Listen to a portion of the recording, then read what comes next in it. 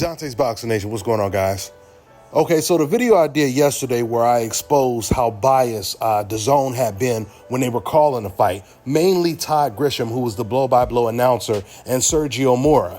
Sean Porter, who was calling the fight as well, was the only one calling the fight fair. While Todd Grisham and Sergio Mora, they made it seem as if Terence Crawford was completely losing the fight by ignoring a lot of punches that Terence Crawford was landing, while making sure they highlighted the punches that Madrimov was landing. And while they're doing all of this, they're arguing with Sean Porter because Sean Porter tells them that he has Terence Crawford up 3-1 after Todd Grisham, he has said, "Why is Terence Crawford giving up so many rounds?" That's what he said in the 5th round. Even Dan Rafael came out and he tweeted that Madrimov, he did absolutely zero for the first 3 rounds, and that's what cost him the fight. Well, let me just say this.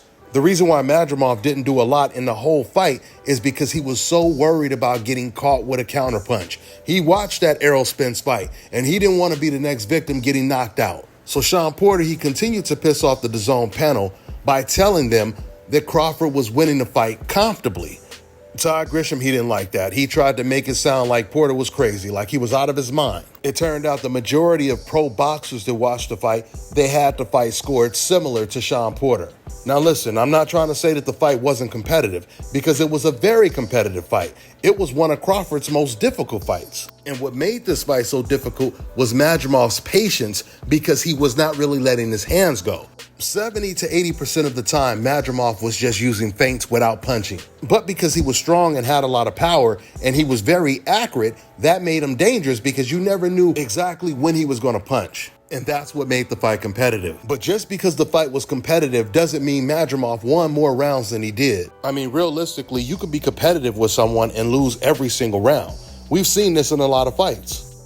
I feel Madrimov, he didn't win more than 3 rounds in that fight. Andre Ward, he said Crawford won every single round in the fight. And Tim Bradley, he's seen the fight pretty much the exact same way I seen it. I want you guys to listen to what Tim Bradley said about this fight in comparison to the DAZN panel. It was a great fight from a more technical and tactical approach by both fighters.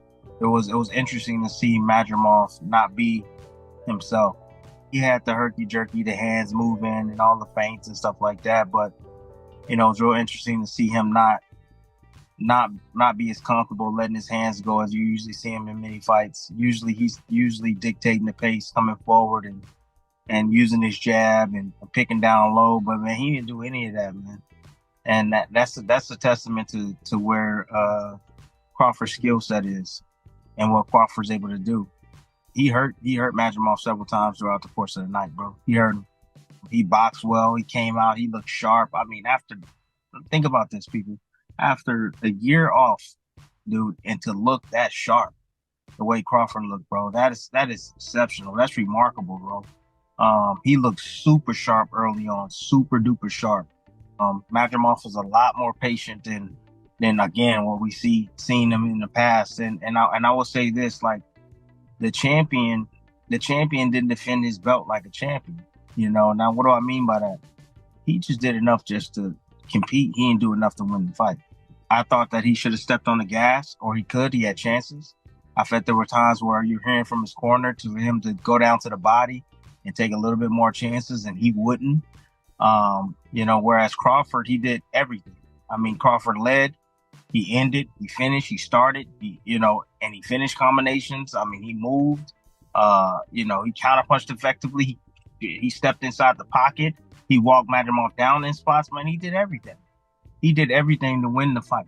Whereas Madrimov, he stayed comfortable within himself, didn't want to take any chances, didn't want to risk getting hurt or getting caught with anything flush, on the chin, because again, those punches hurt that were coming from Crawford. They were heavy shots. Let me tell you guys about Issa Israel Law Firm. It is a full-service legal practice based in Denver, Colorado, an emerging hub for combat sports and high-altitude training. If you're a fighter inside or outside of the ring and you need a law firm you can trust to fight for you, visit thefighterfirm.com or email help@iilawfirm.com. Legal representation is usually limited to plaintiffs or defendants in Colorado, but iFirm can help anyone in the world with trademarking their business name, logos, and U.S. immigration issues. This brother has been my attorney for a while and helped guide me through all kinds of business and civil issues, so make sure you guys go to thefighterfirm.com. All right, now check this out, guys. If you're looking to repair eczema scars, burns and bruises, dark spots and blemishes, fever blisters, diabetic ulcers, this right here is the perfect product for you guys. It's called Deeky Face and Body Oil. Athletes and top-ranking boxers, they're also using it after training to reduce swelling, inflammation, and to ease the pain. So get yours today. Go to LODeeky.com, like them on Facebook, and follow them on Instagram.